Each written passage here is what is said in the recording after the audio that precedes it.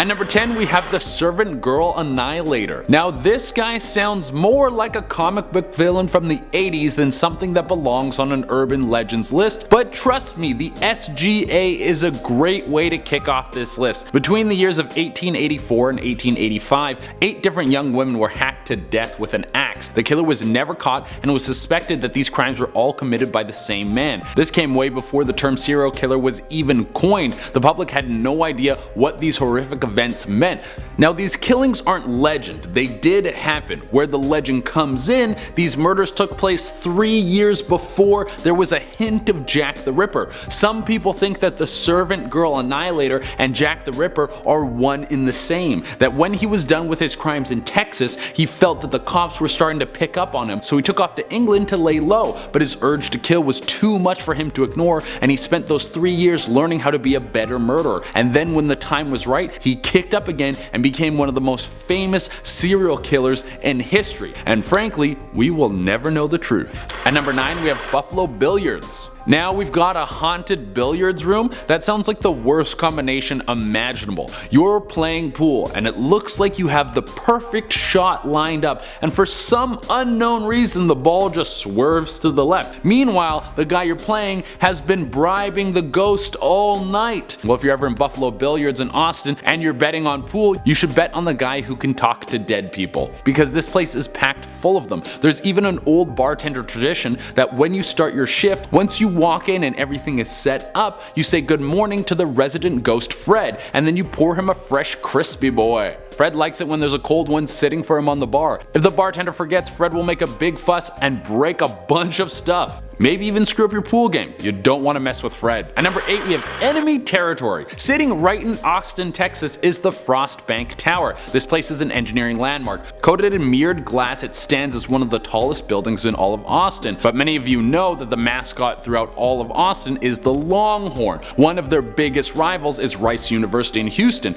Now their mascot is an owl. The architect who built the Frost Bank Tower is from Rice University, and there's an urban legend that he built the tower to look like an owl. Did he build this as a monument to the Houston University right in the heart of Austin? That is a prank of monumental standards. I had to put it on this list. From certain angles it does kind of look like the head of an owl at the peak of the tower, and one of the best slaps in the face I have ever heard of. Now this legend has never been confirmed, and if I was the architect I would never admit to it either. You would never get a job again, but I hope that every time he goes by and looks at this tower, this goes on in his head. At number 7 we have the glowing clouds. For anyone suffering from seasonal depression, I might have the cure for you. Austin is apparently surrounded by purple glowing clouds. At dusk you can look out into the sunset, and it said that these clouds will be glowing purple. What causes these clouds to glow the luscious purple? Is it some alien spaceship that has some sort of cloaking device, and when the sun hits it at the right angle it has a purple light? Is it some sort of radiation that has floated off of Austin and is slowly turning the whole city into X-Men? Well, no one really has any idea why the clouds glow purple. The leading theory is that there's lithium deposits in the clouds. On the bright side, people say that the purple glow makes everyone in Austin super happy. So if you're suffering from the sads, this is the place to go for a quick vacation. There's also the theory that the purple glow is from the government using an experimental mind control drug on Austin to make everyone content,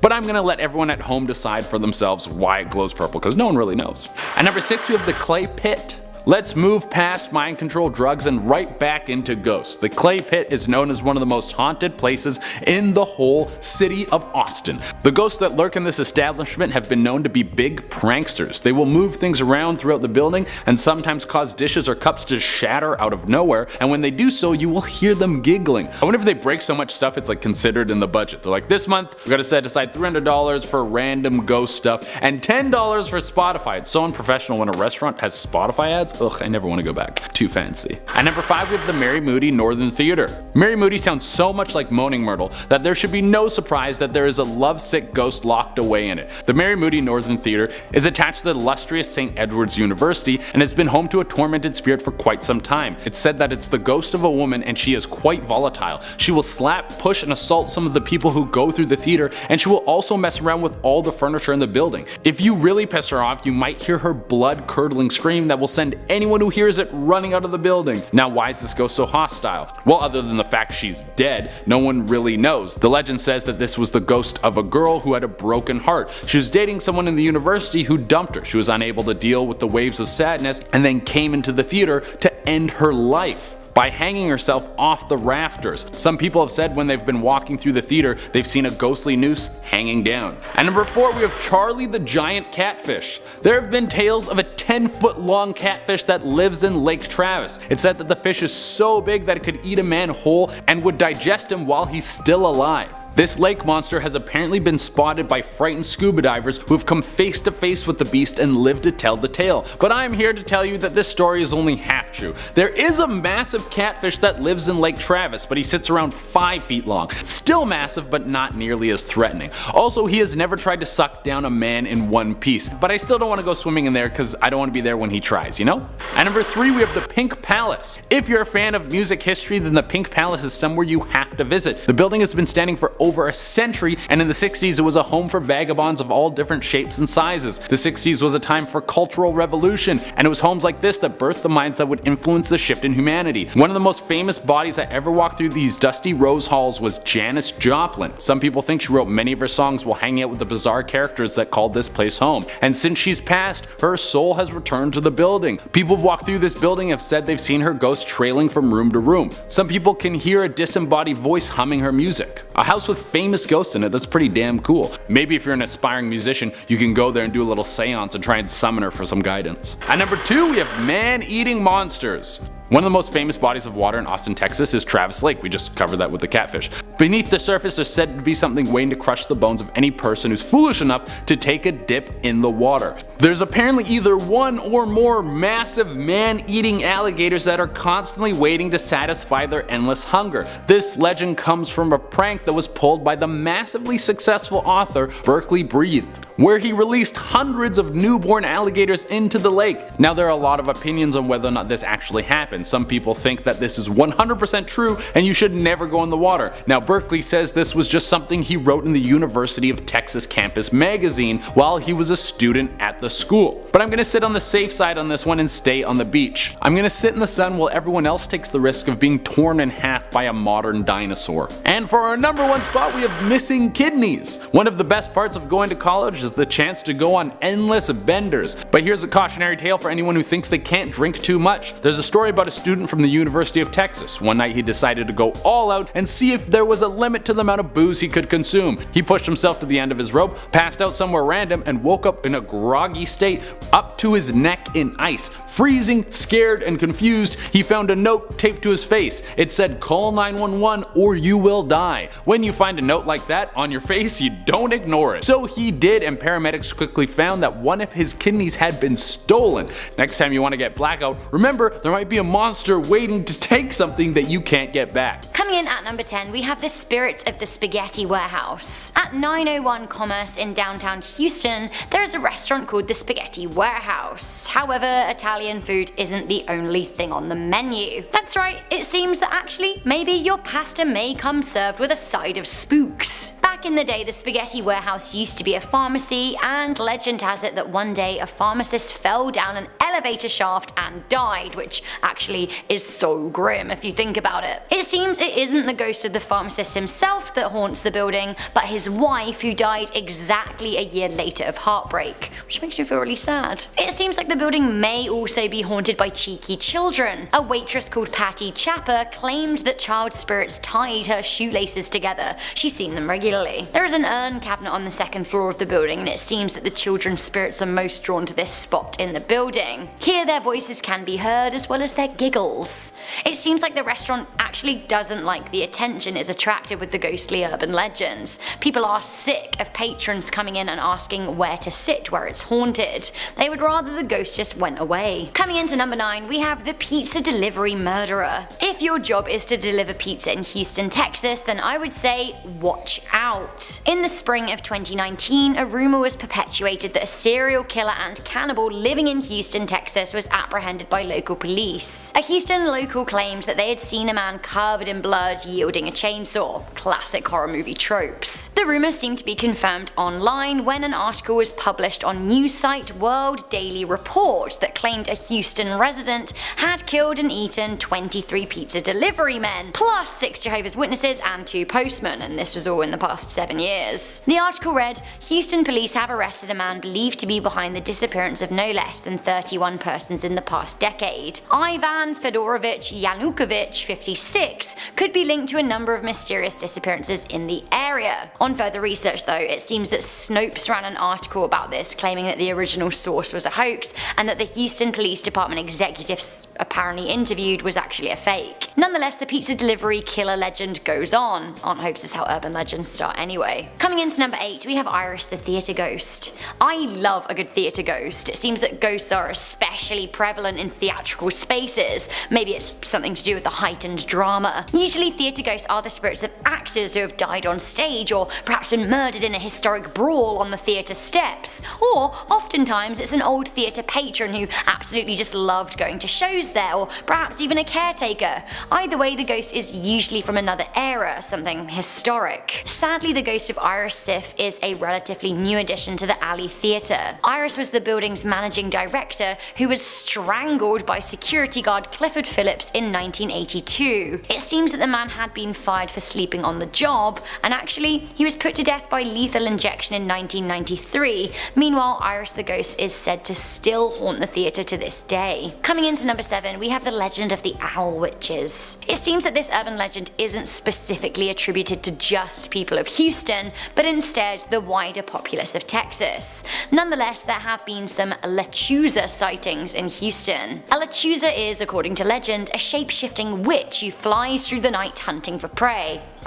In flight, these witches look like owls, but when they're stopped, they have bird bodies but human faces, so I guess kinda like harpies? The women seem to be hybrid monsters, as in their human lives they were said to have sold their souls to the devil, who gave them intense magical powers in exchange for their souls. A classic exchange. So how do you know you are in the presence of one of these owl witches? They'll let you know by a series of whistling and baby noises. Those who try and investigate what the noises are will likely become dinner for the owly she-witches. The stories of owl witches are most prevalent amongst Spanish speakers in Houston. Have you ever seen an owl witch? Let me know. Coming into number 6, we have the seances of La Carafe. It is said that La Carafe, one of the oldest bars in Houston built in 1866, conducts regular seances to contact the dead. The things that have gone on at 813 Congress Avenue, Houston are said to be enough to scare even the most hardy of drinkers. It seems that the building is haunted by the ghost of an escort called Pamelia Mann. Now she is said to get jealous of attractive females and shows them by giving them a shove down the stairs. I'm like, baby, chill. A figure has also been spotted waving from a 5th-story window. Staff who work there have also reported bottles flying off shelves and other strange ethereal sounds. Either way, I have to say La Carafe looks really old and beautiful inside, but definitely a little bit spooky. Coming into number 5, we have the Rip in Time. Battleship Texas is located near the San Jacinto Monument, but it has a rich history as one of the US Navy's fleet of fighting vessels, and during its heyday, it had the largest guns of any ship in the world. Blimey. While the ship is a treasured piece of LaPorte City pride, there are whisperings in the city that there is something much more mystical going on board. While there have been reports of a red-headed sailor who haunts Deck 2, that is just small chat compared to the rumour that the trophy room has a strange rip in time and space. A caretaker claimed that she walked through a door in the trophy room only to find herself in a cemetery in France. According to Legend Chat, this is legit, but who knows? Either way, it's pretty freaky. Some more seafaring drama at number 4, we have Pirate Jean Lafitte. Legend has it that Pirate Jean Lafitte's ship shows up in the waters of Houston, sailing between New Orleans and Galveston and often up Burnett Bay. Jean Lafitte may have been a pirate, but he helped defend the states against the British in 1815 in the Battle of New Orleans. His pirate ship famously went missing as he tried to capture Spanish vessels. His life and death are hot topics of discussion, and the mystery surrounding him makes him the perfect topic for urban legends. Some claim to have found his lost shipwreck, others claim they see him on the shores searching for treasure, and others have spotted the ghost ship in the distance as it sails its old route. I love a good ghost ship, yes. Coming into number 3, we have the sad legend of the killing fields. Since 1970, more than 30 women have disappeared, with their bodies found dumped somewhere between Houston and Galveston on the I-45, a pretty desolate 50-mile stretch of road which has been dubbed the killing fields as a result of the murders. The ages of the victims range between children who are 12 and women in their late 30s, but the majority have been female teenagers. To this day, the murders remain unresolved, with pretty legit suggestions that there might still be a serial killer on the loose. The hellish highway formed the basis of a CBS 48-hour mystery documentary and a 2011 crime movie starring Chloe Grace Moretz and Jessica Chastain. An old favourite at number 2, we have Beyonce and the Illuminati. Beyonce is from Houston and is proud. The star regularly makes trips back to her home city. Most recently, she was spotted with her husband Jay-Z at a Houston Rockets game in a moon symbol jumpsuit. What could this mean? Illuminati conspiracy theories have been constant for the star, with many claiming her 2008 hit Single Ladies can be played backwards to hear a secret message. Also, a lot of people think her 2013 Super Bowl performance where she delivered her triangle hand symbol was a nod to the Illuminati. Further rumours were fueled at the 59th Grammy Awards held in Houston, where Beyonce gave an incredible performance while pregnant with twins, like a seriously incredible performance. Many thought though that the performance's religious symbolism was yet another nod to the Illuminati. Queen Bey also referenced the quote-unquote Illuminati mess in her 2016 album Lemonade. I love Beyonce, cult or no cult, just saying. Finally, coming into number 1, an enduring legend in Houston, we have the Houston Horror. Horror. The Houston Horror is a strange story that spans over 40 years and involves the curious raising of a woman's house.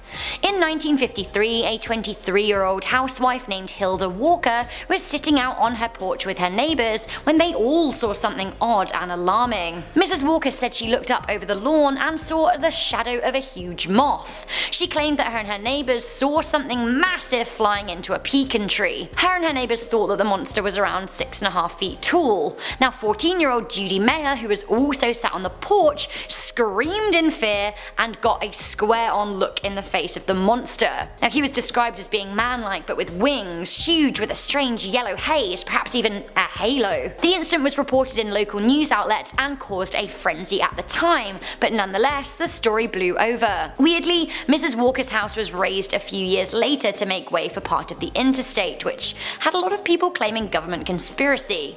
Fast forward 40 years and a similar creature was spotted again by a Bel Air theatre worker. So is this Houston's very own Mothman, or is it the same Mothman that was spotted in Ohio and West Virginia? Did he fly on down and stop in Houston before disappearing never to be seen? At number 10, we have the Alamo. Perfect place to start. Remember the Alamo, baby. This was the site of one of the greatest battles in American history. It's a place where many soldiers on both the American and Mexican side lost their lives, and some of those ghosts still haunt the monument. People who walk through the building feel all sorts of classic ghost happenings. They hear people crying out in pain, shouting, feel cold spots, and even see men in uniform walking through the building. It should be no surprise that their souls have never left the site. It's thought that hundreds of men are buried there from all the battles. You make a mass grave like that and it's a surefire way to get some spooky people hanging around until the end of time. But the legends go even deeper than that. A small Mexican force was sent to destroy the Alamo back in 1836. The contingent of men made the choice to turn back and run.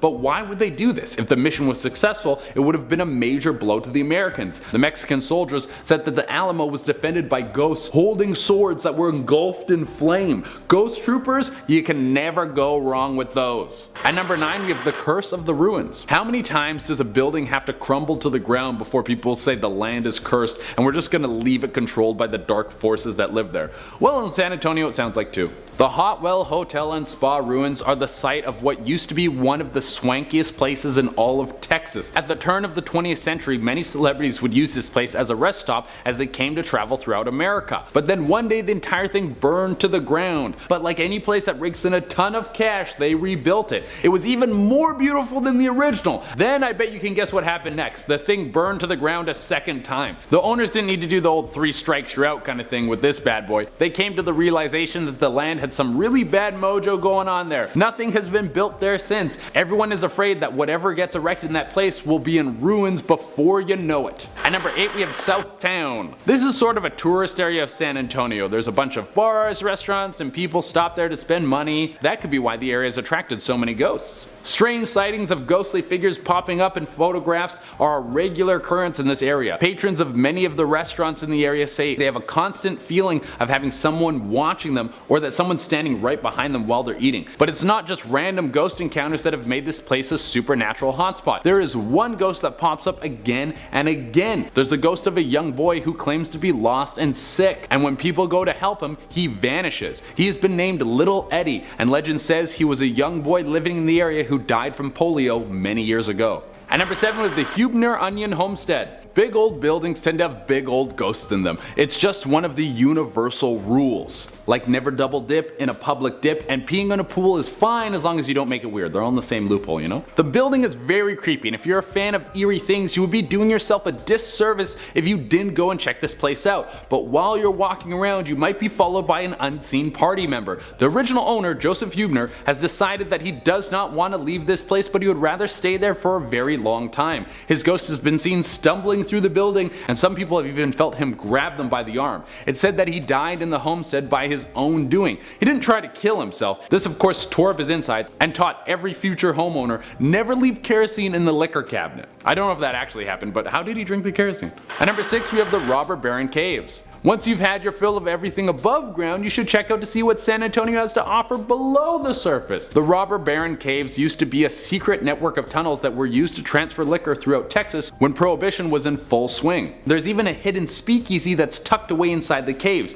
Being a hot spot for mobster activity, there was a bunch of people who were murdered down there in cold blood. The ghosts of old-timey gangsters can be seen walking through them at night, and some people said they've heard the swing of a lantern, but when they go to see who it is, there's no one there. At number 5 we have the ghost of Suicide Oak. She was brokenhearted and felt that she had nowhere to turn, so she climbed up an oak tree, tied a noose around her neck, and then jumped off. Her body stayed hanging there, still swinging in the morning when people found her. But that wasn't the end of her story. Her spirit was now attached to the oak tree, and passerbys would see the ghostly figure hanging from the tree. Since then the oak has been torn down, but it's said that the ghost still haunts the area. At number 4 we have the Tyrrell Castle. A castle with a deep dark past full of hatred, sickness, and infidelity. This is the reason you guys come to this channel. The Tyrrell Castle has been a long-standing monument in San Antonio for over a century. It was originally constructed in 1894. There have been some beautiful moments in this fortress, but those moments are outweighed by the bleak. The original owner of the castle,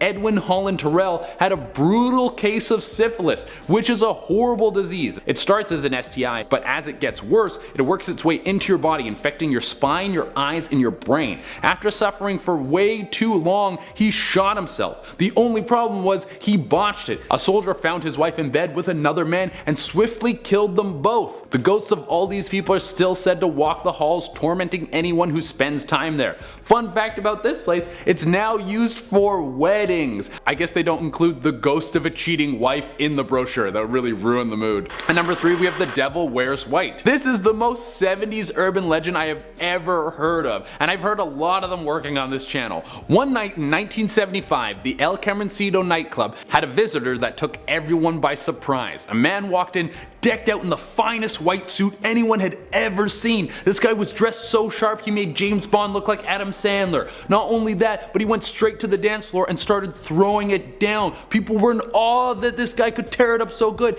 Every lady in there wanted to go home with this man. Who could dance this fiendishly good? Then as the night wound down, some of the patrons noticed something weird. His feet were a little weird. More than that, he didn't have feet, but he had 2 goat hooves in place of his feet. Everyone freaked out, and all the ladies who wanted to take this man home was like, he's cute, but he's not that cute. Right before things got heated, he burst into flames and was gone. Oh, when the clock strikes midnight, you're gonna turn back into a beast. Also, the whole urban legend is just about the devil dancing. That's amazing. At number 2, for our number 2 spot, we have the Malam Square. Although this place looks like a beautiful date spot with a nice little gazebo, I think finding a kiss under a moonlight gazebo is every suburban's kid vision of what love should be, until they have their heart ripped out of their chest and they find out that love was just something made up by Disney in the 50s. But even though this landmark irradiates cuteness, it's actually super grim. The entire place was built on top of a massive burial ground. There are hundreds of Spanish and Native American bodies buried under this lovely little gazebo, and legend says that the Grim Reaper comes to visit this spot to see their souls and try to ease their unrest. So if you ever wanted a selfie with the man in black who has that Skeletor complexion,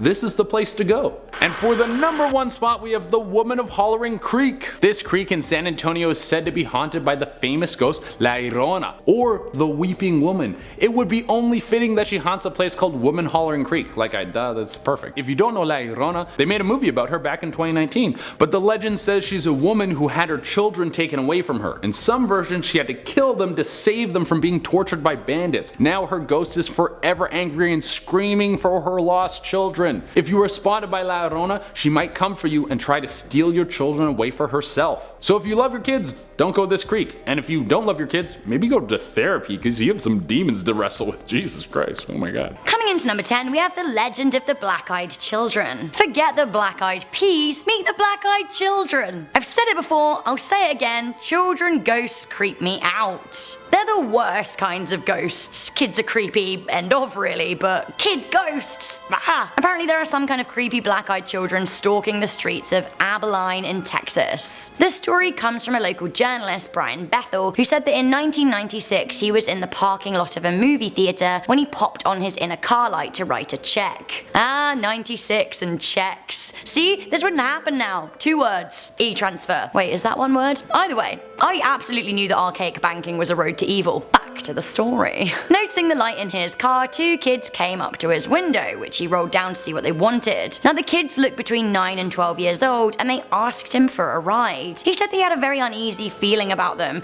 and after a while he noticed that their eyes were totally black. He wound up his window and got the heck out of there, but his story was enough to go down in Abilene legend. Coming in at number 9, we have the Candy Lady. Who loves candy? I love candy. Get me a dip and dab and a strawberry lace. Although we have to say the Candy Lady of Texas is enough to make me give up caramels for life, which is a shame because caramel's such a dream. So the Candy Lady is said to have been a woman called Clara Crane. She lived in Texas around the turn of the 20th century. She was said to have been married to an older man, and the pair had a child called Marcella. Sadly, Marcella was killed in a freak accident, and Clara blamed her husband and then went mad, reportedly killing him with poisoned caramel. She was then taken to North Texas Lunatic Asylum but released a few years later. This is when Candy started showing up on windowsills luring in kids. Later, a number of kids across the state went missing, and one farmer was said to have found rotten children's teeth in a caramel wrapper on his land. The urban legend goes that the Candy Lady will start by leaving a kid candy to win their trust. Then she'll abduct them and stab them with a fork. I shouldn't laugh, but forks are kind of like the comedy side of utensils, right? From Candy Lady to Donkey Lady at number 8. Donkey Lady, now I've heard it all. Apparently ye old Donkey Lady haunts a bridge over Elm Creek in San Antonio, Texas. The origin story of the ghost dates back almost 200 years to the mid-1800s. When settlers were living on the banks of Elm Creek, a husband and wife had a small wooden farmhouse and were making a living with a small number of livestock. One day, one of their donkeys or mules was grazing in the area when a young man from the town came across it. This man was not a nice man, but he was a wealthy man. He was the son of an important town leader. The young man teased the donkey and hit it with a stick, to which the donkey fairly responded by biting him. I'd bite someone if they hit me with a stick too. Retaliating, the man started heavily beating the donkey. Hearing their mule being attacked, the couple emerged and told the man to get away, throwing rocks at him for hurting their valuable animal. The man had a bit of Prince Joffrey entitlement moment, and he screamed that his father would hear about this, and to be honest, hear about it he did. He brought a bunch of friends to the farmhouse to torch the place. When the husband intervened, he was shot, as were his sons. The wife's dress caught fire and she helplessly watched her loved ones die. As she was engulfed in flames, she screamed, running down the road. She began to burn as she threw herself into the creek. Her body was never found, but her wails are said to still be heard along the stretch of the road. If a car stops for too long, it is said that she appears screaming with her arms outstretched on the bridge. Some even report a body falling on the bonnet of the car, but when they stop, there's nothing there. Coming into number 7, we have Arlington's Screaming Bridge / Hell's Gate. According to many Texans, going down the Arlington Screaming Bridge and listening out for the shrieks of the dead is some kind of local rite of passage. On a winter's night in 1961, a car full of 6 Arlington teenage girls fell off a burned out wooden bridge and onto the rail tracks next to a creek. This creek had a little bridge over it that's still there today. Now the driver didn't realize that the bridge was out, drove over it, crashed. 3 of the girls died as a result of the impact, 1 suffered a brain injury and 2 others were injured. Those responsible for burning the bridge were 4 boys who went to the same high school as the girls, resulting in a big local scandal and tragedy. The bridge over the creek still stands and people refer to it as the Screaming Bridge in memory of the girls who died. The spot near the bridge may also be cursed. In 1994, 2 people were killed in a truck when the driver tried to outrace a train at the crossing. Curse or just idiocy? I don't know. Coming into number 6, we have the White Lady of Rio Frio. So the Frio River is a beautiful spot near Rio Frio in Texas. On a summer's day, you may see picnickers hanging out by the water enjoying the weather, but some say they've had a far spookier experience. Many people that visit the Frio River have reported a strange white mist hovering over the water. Some say it's a strange microclimate, but others cite the story of the Lady of Frio. The story goes that back in the 1900s, a young girl called Maria Juarez was the prettiest girl in the canyon. She was young and had an elder sister whom she loved deeply. Her sister had children with a man called Gregorio, who unfortunately cared more about Maria than a sister-in-law. Maria helped raise her sister's children and dreamed that someday she would meet someone, marry them, and have kids of her very own. She thought all of her dreams had come true when she met Anselmo, a dashing young man who seemed to return her affections. Sadly, this angered Gregorio, who told Maria that he loved her and wanted to be with her. When she rebuffed him because of her sister and Anselmo, he shot her through the heart by the lake. Now her spirit is said to haunt the spot to this day. Adding a level of legitimacy to the story, there is an unmarked grave in a Frio cemetery said to belong to Maria, the White Lady who died an unmarried virgin. Coming into number 5, we have El Muerto. The El Muerto tale is truly terrifying. Back during the gold rush era, people thought that there was gold to be found in Texas. On top of that, the USA-Mexico border was hotly contested around this area, with an area of no man's land between the 2 countries. In this area, bandits were rife and Texas Rangers were around to keep them in check. One ranger, William Bigfoot Wallace, wanted to teach the bandits a lesson after one persistent criminal, known simply as Vidal, stole a bunch of Mustang horses. When he was in court, Bigfoot Wallace and his ranger friends chopped off Vidal's head, sat his body on a horse, attached his hands to the reins, and strung his head to the saddle. This was supposed to teach other would-be bandits a lesson not to mess with the Texas Rangers. Some poor sod then had to deal with finding the horse and its deceased cargo, which would be absolutely awful. Despite eventually being taken down from the horse,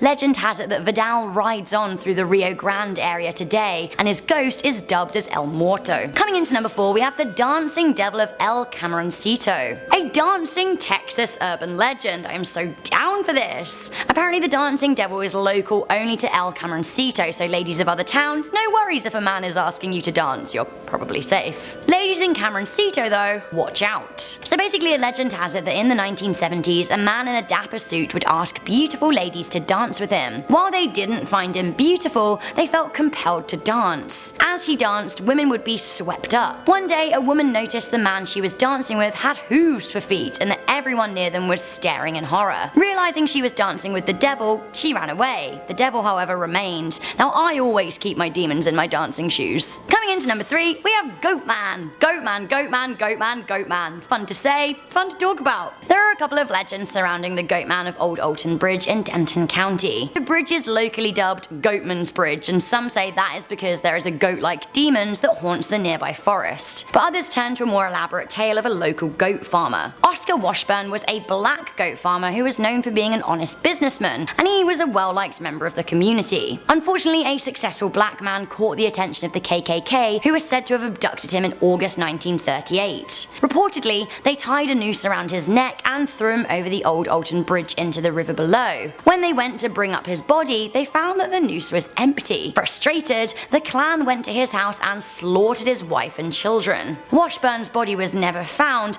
but a lot of paranormal enthusiasts will tell you that if you drive out over the bridge at night without your headlights on, the old goat man will be standing on the other side to greet you. Some also report being touched or grabbed by a spirit, and others say there are weird flashing lights in the nearby forest. Coming into number 2, we have the ghost of Fort Phantom Hill. Fort Phantom is one of the most well-preserved historic sites in Texas, with original architecture dating back to the mid-1850s. Fort Phantom was built as a safe stop for immigrants headed to the Californian gold fields. The story behind the name of Phantom Hill seems to be twofold. On the one hand, the fort is said to look really high up on a plateau from afar, but when you get close, it looks level, so it disappears like a phantom. The other story is that one night while a sentry was keeping watch, he fired on a Native American who was on the hill. When he went to go and investigate, he didn't find a body. When the team at the whole fort went out to look for a band of natives, they couldn't find any evidence of them ever being nearby. This ghost on the hill is said to re-emerge every now and then, confusing those who watch from the garrison. Finally, coming into number 1, we have one of the most well-known Texas urban legends ever. We have the Houston Batman. So first, I was like, Batman? Hell yes, get me there. But then I delved further into this legend and I realized that they don't mean like the superhero. No. The Houston Batman is also known as the Houston Horror and is a winged creature that has regularly been sighted in Houston, Texas. Now this creature is a bit like the Mothman of the Mothman prophecies, and I don't like a big moth. The story of the winged menace dates back to 1953 when a woman and her neighbors were sitting on their porch in East 3rd Street, Houston. 23-year-old housewife Hilda Walker said she looked up over the lawn and saw the shadow of a huge moth. When she looked up, she saw something huge then fly into a pecan tree. Her and her neighbors thought that the monster was around 6.5 feet tall, although they weren't totally sure what they'd seen. 14-year-old Judy Mayer, who was also sat on the porch, screamed in fear as she got a square-on look at the monster. He was described as a man, but with wings, huge wings, and a weird, strange yellow haze around him. Mrs. Walker reported the incident to the police and spoke to local news outlets. The Batman/Mothman may have been spotted once again by Houston Bel Air theatre workers in the 1990s, and the legend lives on today. Some suspect a government cover-up is at play, as vigilantes seeking the Batman discovered that some years after the initial incident, Mrs. Walker's neighborhood was raised to make way for a new part of the interstate. Alright, coming in at number 10, we have Lechuza. Ooh, I love a good owl, but this one is not your average mouse catcher. Lechuza is a shape-shifting witch who flies through the night hunting for prey.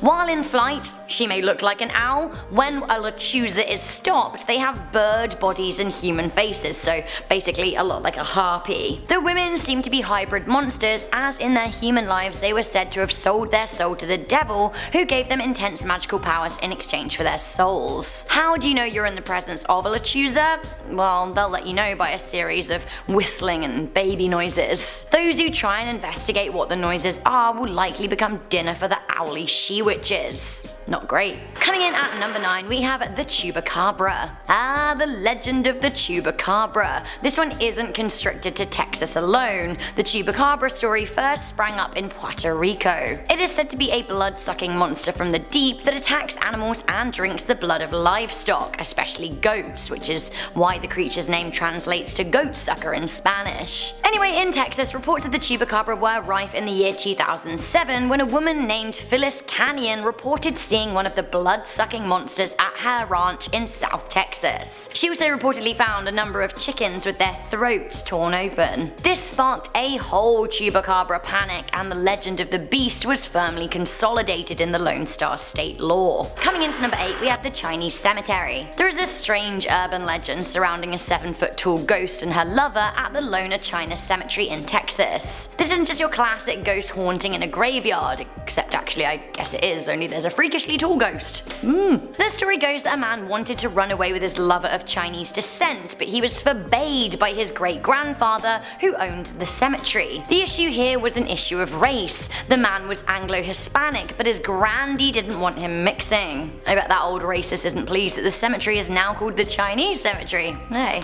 Anyway, both the ghost of the tall woman and the man are said to roam the cemetery at night looking for one another, but sadly they never quite meet, which is pretty depressing. Apparently the female has been known to reach out and touch you, thinking that you might be the lost love.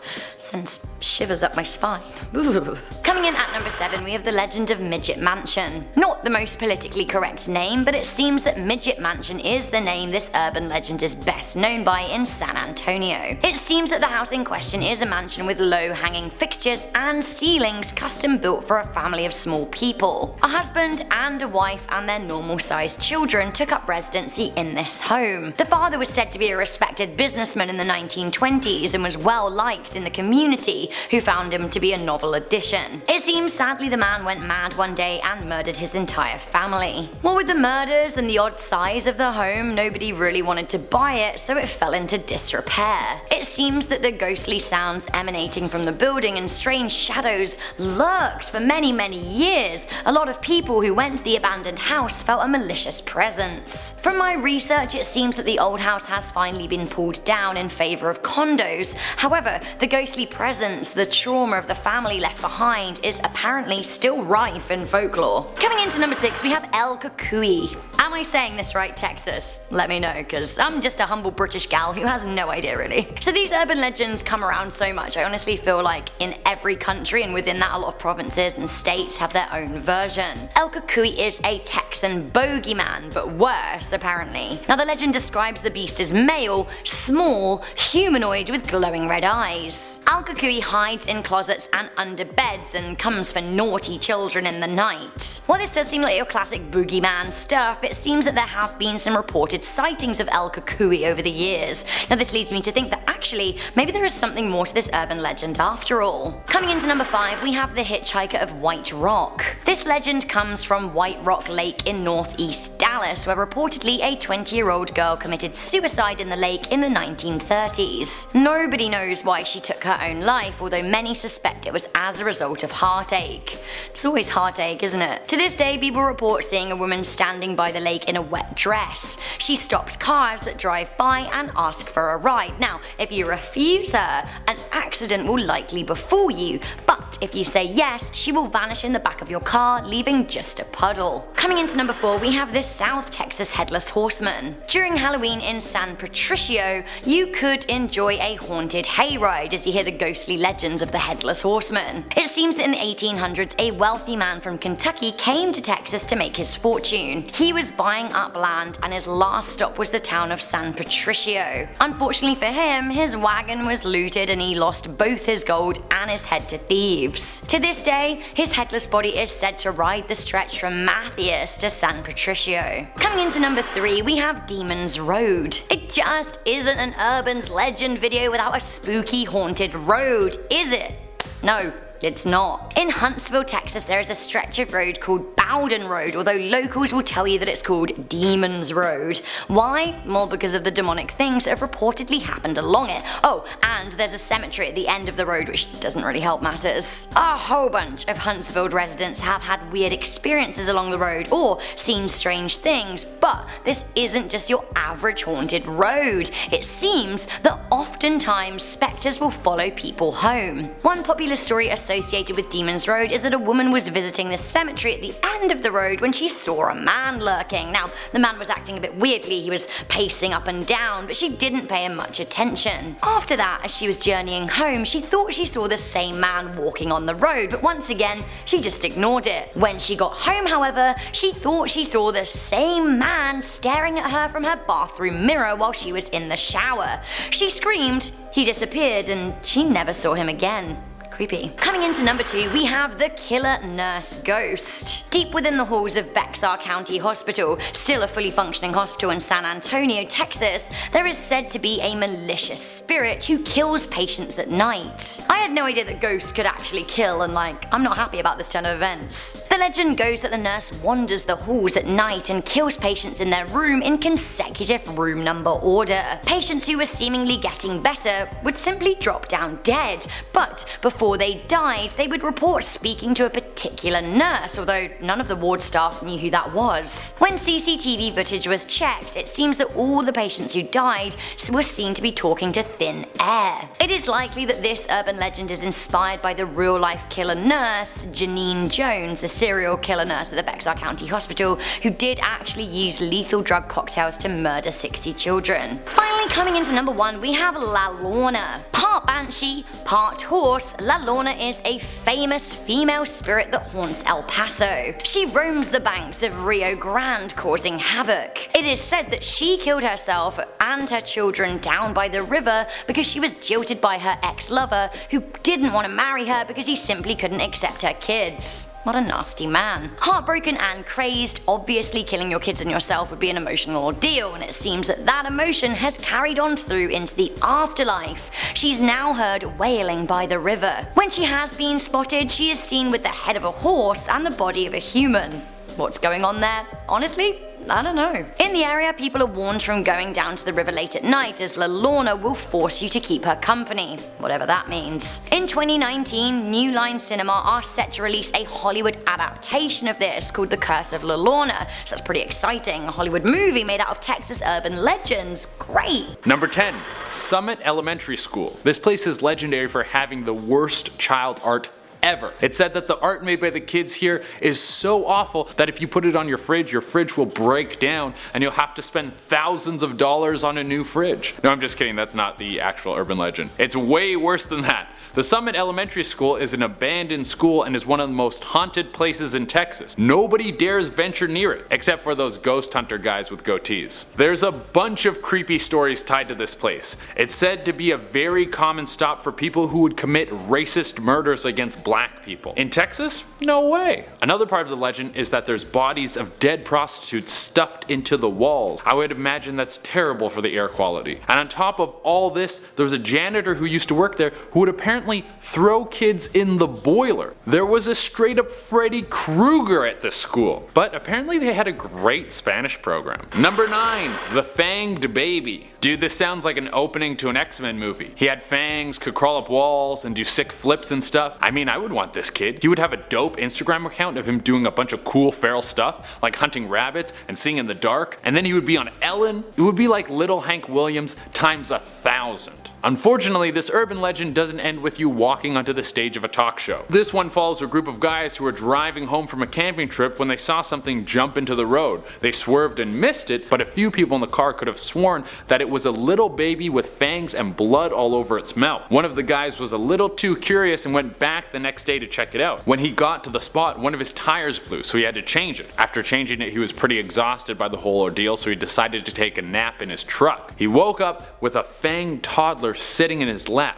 It then bit him in the neck and took off out the window. That dude should probably get that bite checked out. Nobody wants baby rabies. Number 8. Theater Center. This would make horror movies so much better. I imagine you get to watch a movie about ghosts in a place that's actually haunted by ghosts. Amazing. The Theater Center is apparently haunted by the ghost of an usher. The usher was killed in the theater by a jealous boyfriend when he was stabbed. On the bright side, this would mean you would get free movies for eternity. I mean, there's way worse places you could die. Imagine if you died in a paint store and then you had to haunt this place for the rest of time. The most exciting part of your day would be when they bring in the new fall colors. Wow, there's 11 shades of brown. Exciting. Number 7. Civil War Ghost. I guess the benefits of being a ghost after a war is you get to see how everything happened. You're either like, I can't believe what the world has come to, or you're like, man, I was really the bad guy this whole time. Over on the Thompson Island Bridge in San Marcos, Texas, a Civil War ghost is taken post and he will never leave. The backstory on this ghoulie is he pops up whenever a war is happening. So for America, that means this guy's working overtime. Also, it's said he can't leave because he made a promise to his brother that he'll make it home alive no matter what. I think it's time this guy took an L and just moved on to the afterlife. Next, we got Sarah Jane. We gotta go all the way back to the American Civil War. Sarah Jane was the wife of one of the soldiers fighting for the Confederates in the Civil War. One night she was in her home, she saw enemy soldiers approaching and she panicked. She had a baby in the home and she was worried that the men would kill her and her baby. So she snatched up the baby, put it in a wicker basket. She then rushed down to the river and hid her baby right next to the river. Then she returned home. She thought they wouldn't kill the baby if they found it alone. However, when she came back home, the soldiers were gone. So she returned to the river to find her baby, but the baby was also gone. The tide in the river had risen and swept the baby away. In a panic, she looked everywhere for her baby, running up to strangers, asking if anyone had seen her baby. Eventually, it was clear that her child was gone. So she walked down to the bridge next to the river and hung herself from the bridge. It said if you return there, you can hear a baby crying and Sarah Jane frantically looking for her baby. Ooh. Number 5. Marfa Lights. We're jetting over to the little town of Marfa, Texas. In this little old country town, there's some pretty weird happenings appearing right in the sky. The Marfa lights are these balls of light that appear out of nowhere, like someone floating in midair is lighting off an M80. There has been so much speculation on what it could be. Some people think it's spirits floating around doing a little dance for the people watching. Just because you're dead doesn't mean you don't want attention. Other people think that it could be aliens. They think that they travel between this spot in Marfa and wherever these aliens have come from. They can use this spot to take samples of the earth, like a little school trip. But scientists have said that it's just balls of gas lighting up in the air. Boring scientists always ruining our fun. But hey, there's still hope that they're just trying to cover up some actual alien activity. Number 4. The haunted lighthouse of Boulevard Peninsula. Do we still need lighthouses for anything other than being giant creepy buildings and being the best place for seagulls to meet and poop? I know nothing about sea travel, so these might actually still be very important. But the lighthouse is more than just a seabird truck stop. It's haunted. The story behind this tale is the lighthouse used to be manned by a husband and wife with the help of their teenage son. One day, maybe from too much sun or having to eat fish for dinner one too many times, the kid snapped and killed both his parents and then committed suicide.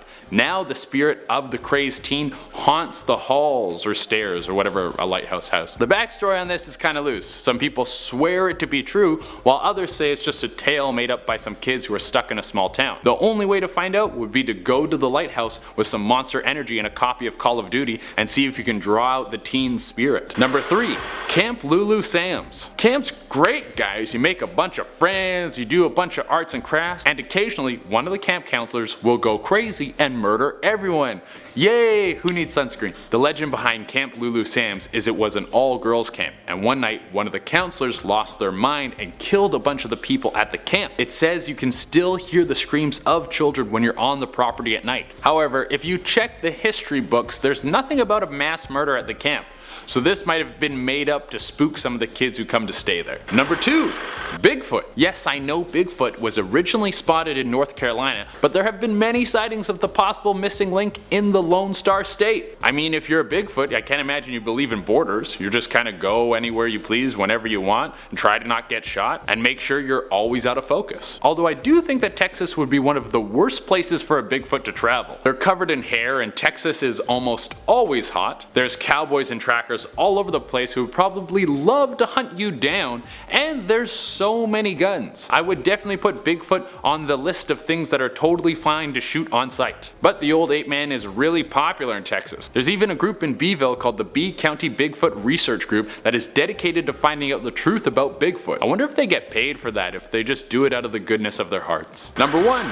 Ghost kids give you a hand. If you're ever in South San Antonio, don't park on any railroad tracks unless you want some unexpected help. This one is a pretty horrible sight. It of course takes place in San Antonio back in the 1930s when a bus full of school kids got stuck on some railroad tracks. There was an incoming train that tried to stop in time but couldn't and slammed through the bus. Many of the kids were injured and 10 were left dead. These kids now haunt the area. If you make the strange choice to park on the railroad tracks, they will push your car off the tracks, preventing anyone from meeting the grisly fate that they did. You can even put baby powder on your bumper to see the little handprints. So creepy. But also the most helpful ghosts of all time. I would wonder if you got a flat tire if they would help you change it. I hope when I'm a ghost I'm this generous.